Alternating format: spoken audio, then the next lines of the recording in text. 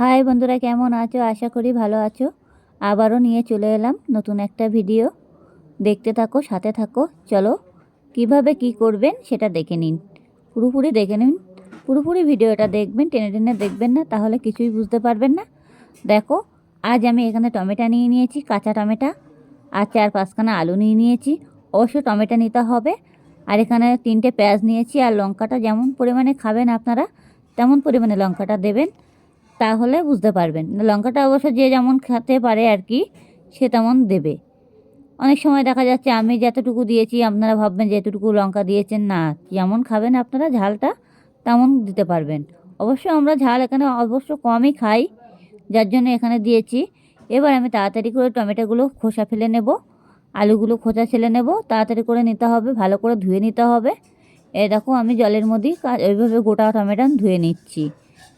গোটাগুলো ফেলে দিয়ে ধুয়ে নিয়েছি। ধুয়ে নিয়ে টমেটোগুলো আমি অবশ্যই কেটে নিয়েছি। টমেটোগুলোর বীজগুলো ফেলে দিতে হবে। যেটি হোক কাঁচা টমেটো, বীজগুলো ফেলে দিতে হবে, না সীসা লাগবে। যাই হোক, এখানে আমার টমেটোগুলো অলরেডি কাটা হয়ে গেছে। এবার আমি আলু কেটে নিয়েছি, পেঁয়াজ কেটে নিয়েছি, আর লঙ্কা কেটে নিয়েছি, দেখতেই পাচ্ছ। এবার কেটে ভালো করে তার আগে ধুয়ে নিতে হবে। ধুয়ে কেটে কুটে গুছিয়ে একটা পাত্রে তুলে নিয়েছি। এবার আমি একটা কড়াই নিয়ে নিয়েছি। এবার যে কড়াইতে আমি তরকারি বসাবো সেই কড়াইটা নিয়ে নিয়েছি। এবার দেখতেই পাচ্ছ, কড়াইয়ের ভিতরে সবজিগুলো দিয়ে দিলাম।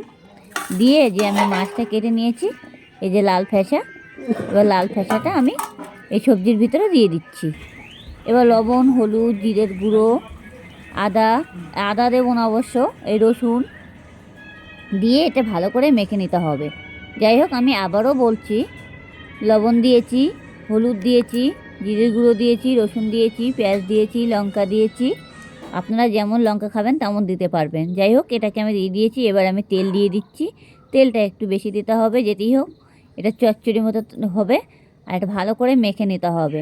তো অলরেডি দেখতেই পাচ্ছি আমি ভালো করে মেখে নিয়েছি। এবার মেখে নিয়ে এটাকে আমি জল দিয়ে দেব। এবার জল দিয়ে ভালো করে একটু নাড়াচাড়া দেবো, দেখতেই পাচ্ছ। এতে আর কোনো হাত দেওয়ার কোনো প্রশ্নই আসে না। এখন আমি এটাকে ভালো করে তুলে নিয়ে এখন আমি গ্যাসে বসিয়ে দেব। আর অতি অবশ্যই এটা ঢেকে দিতে হবে। আর ঢেকে দিয়ে যতক্ষণে ফুটে উঠবে, মানে পুরোপুরি চচ্চড়ি হয়ে যাবে, তখনই নামাতে হবে। যেতেই হোক, এখন আমি কোনো কিছুই নামাবো না। এখন আমি গ্যাসের ওপর অলরেডি ঢেকে দেবো, দিয়ে আর বসিয়ে দিচ্ছি।